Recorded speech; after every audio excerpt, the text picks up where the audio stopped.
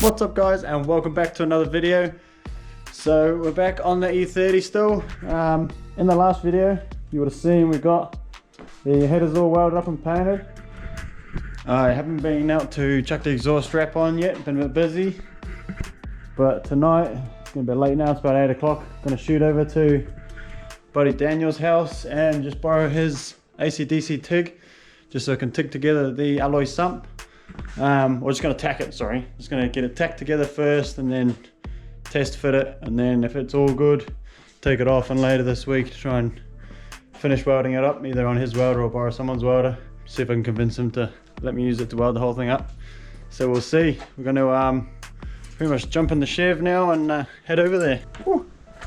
It's chilly.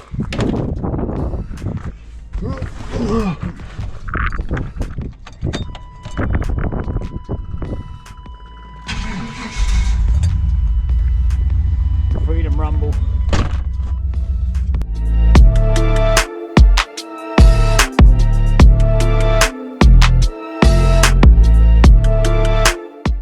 Okay guys, so we just got to Daniel's place and gonna attempt to hopefully tack this up. Hopefully it's clean enough. Daniel's a whiz on the AC/DC, aren't you? Oh, no. Can we shut the door or? Yeah, they're usually closed shut.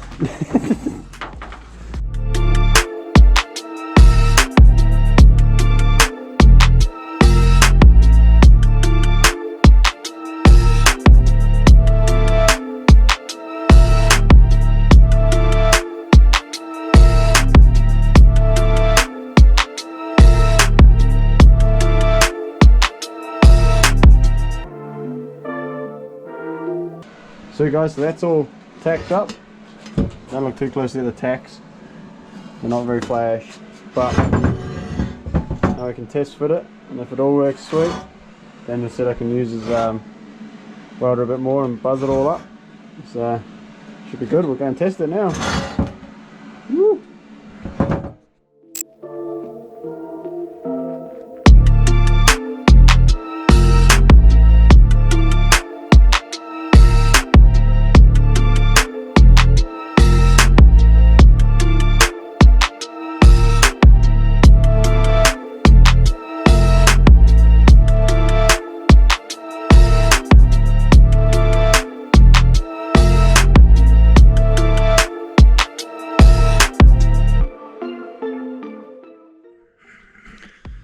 God damn it!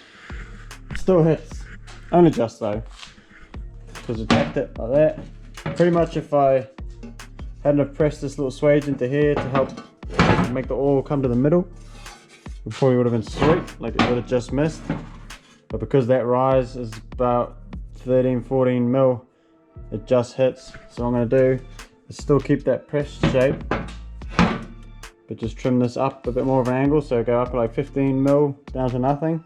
Just flatten that out, and then just use that fold curve as the fall to go down. That's going to be the preferred way for the oil to go anyway, so that'll be sweet, but it just means I'm going to have to cut a new one of these plates. I'll have to use that as a template and then just add 15 mil on. So it's not too bad, but I was hoping it would just be chuck her on, weld her up, get the cash, but not quite.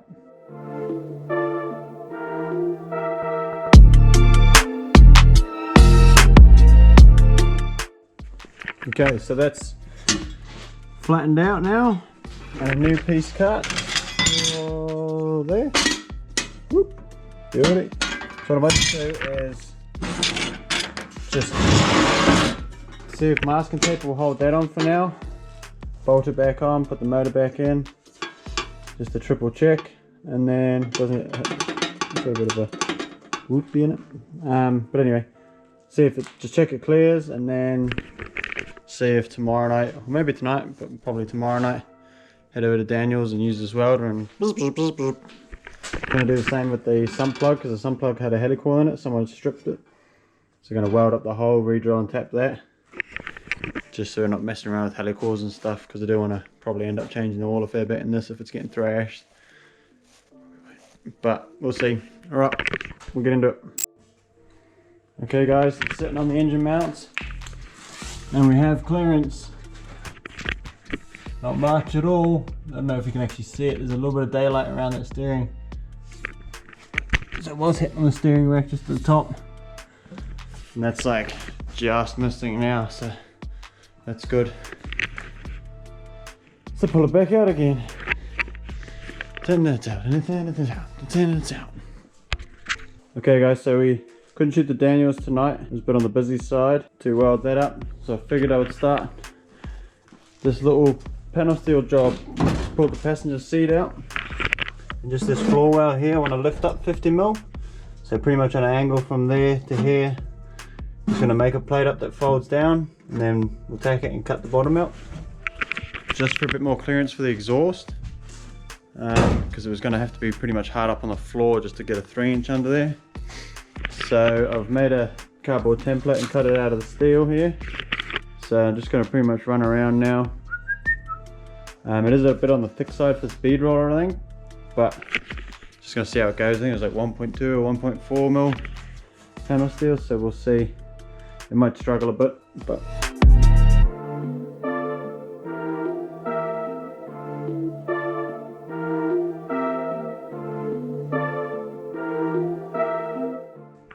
well, it actually ended up working a bit better than I thought. You could see this was flexing like that because I want to put a brace on here. Must have been a bit too much load on it, and it was like whoop, bending like that. I noticed there's quite a lot of load on this too. I might gusset this up because it was sort of like it was trying to whoop. The only other thing too is I want to put a wheel on here so I can just pull it around. It's a pain in the ass with that handle, but other than that, it actually worked quite well. You could tell it was bit on the thick side for it, like it was having to work to bend it, but it's done. Pretty stoked at that, so we'll chuck a fold in it and then see how it looks. Oh damn, I just realized the blocks that I usually sit this on to be able to use it are actually sitting under the E30 at the moment. So you're gonna have to hunt around for something to sit that on, because that actually has to be up on a bench or something to be able to work. And it's flipping heavy. I think I found a solution. I'll try and use this stand, which originally started out as a diff stand when I was rebuilding the Suburban, and then I used it as a motor stand to pull the 12A apart. Now I'm going to see if I can lift this onto there, hopefully without having to take the LS off the engine crane, and then if I have to, I'll just tack it to it or bolt it to it or something. We'll see if we can get on there, because it is heavy as.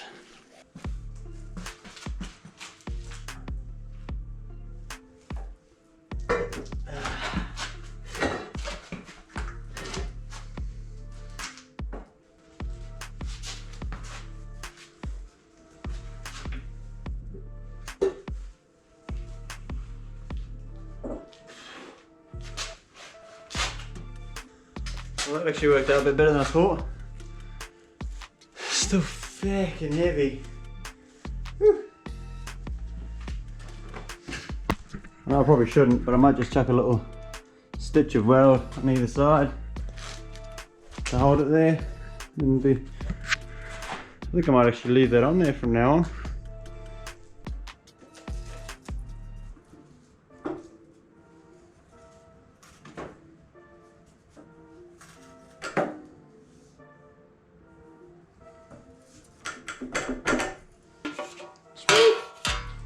Thought it worked out well. I think I'd have to grind a shape into here because there's a radius in the car. And same with this side, but see how it looks. Roughly speaking. Okay guys, so it's the next night now. Just about to head to Daniel's, weld up that sump. We'll make a start on welding it. Just thought I'd show you guys where I got up to with this little floor riser plate. So that goes in there. I just need to pretty much trim it until it fits a bit nicer. Just keep trimming it back, and then it gives me like another 50mm clearance underneath to run the exhaust. Sort of back join them, and then I have the muffler under there, and then poke out. Good progress on that. But pretty much just need to make sure I got my welding helmet and everything, and head back over to Daniel's.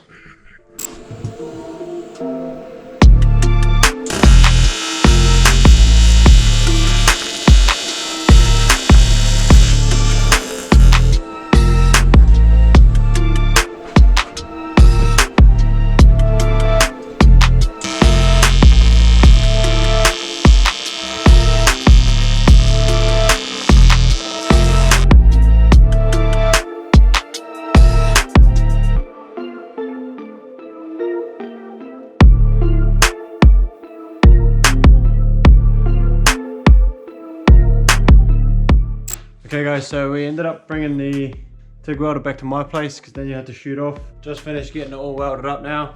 It's now actually the next night. So just got it clamped in the vise, just slowly filling it up with water and keeping an eye on all the welds. Just to see if we got any leakies. It's nothing so far, so fingers crossed.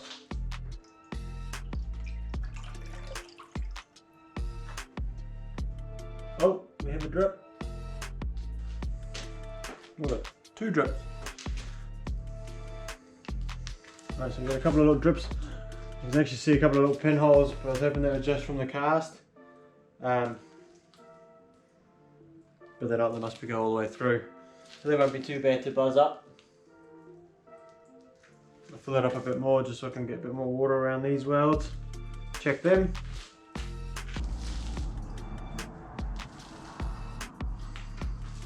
So it looks like there's 4 little pinholes around that front piece which are leaking. I actually thought a couple of these bits up the side here might leak a little bit. Then I just had that feeling when I was welding it, even though they don't look too bad. I'll try and get this outside without spilling it. Go this way.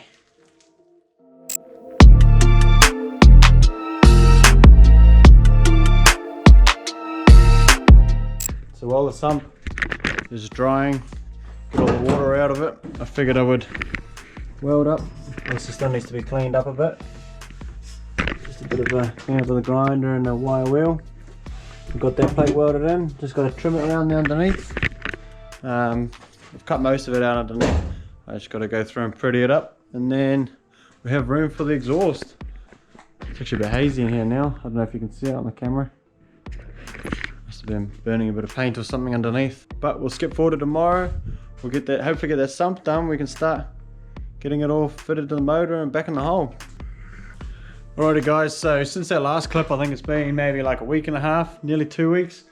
Just been super busy with work, and we ended up going away last weekend. But we managed to squeeze a bit of time in on the car in between, and actually ended up getting quite a lot done. So after we got the motor back in, I haven't finished doing up the headers real tight or anything. They're just nipped up. Gonna tighten them off last.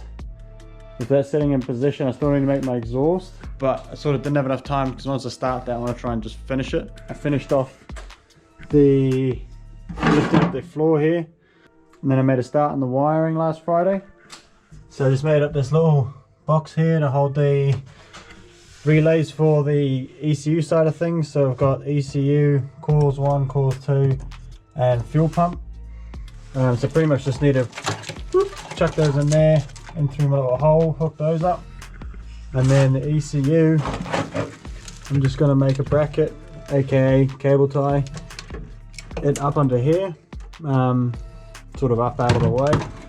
I do have some new power cables to run as well for the battery, because the starter motor's in a way different place to where it is on the rotary, because on the rotary it was on this side and on the gearbox side, but now it's on the right hand side and on the motor facing back. So I did have to go get another length of power cable, which I've got here. And I also need to just drill and tap some fittings in, because even though the ECU does have oil pressure and everything, because I haven't got a decent dash for that, I'm still going to use my little digital gauge that I've got for water temp and oil pressure, just for now, until I suss out what dash to run with that ECU. I also got to heat more parts in too. So I was shy a couple of 45s for doing the exhaust, so I've got them in. Got a drive shaft off the Bro Sloan. Just got to get a new hanger bearing for it, and I have a new front yoke, like the slip yoke for the back of the trans. I've got one of those on the way. I just ordered that today actually. So that's on the way. I'll just chop that, weld that on. Have a brand new 044 fuel pump, just an external inline fuel pump, and all the fittings I need. With this as well. This I got off Trade Me. The fuel pump I got from, the fuel pump and those bends were from Speed Factor in Tauranga. And also, I sort of realised that I've actually ended up buying heaps of parts. Some new spark plugs. And what else is there? I think that's about it. So all that's left really is finishing the wiring, that drive shaft, and just hooking everything up and all the plumbing. So we're not actually that far off being able to start it. I'd say in the next video we'll be cranking her over and trying to start it, which is super exciting. Ended up with a bit of a mess in the workshop, to be honest. So probably going to call it for this video.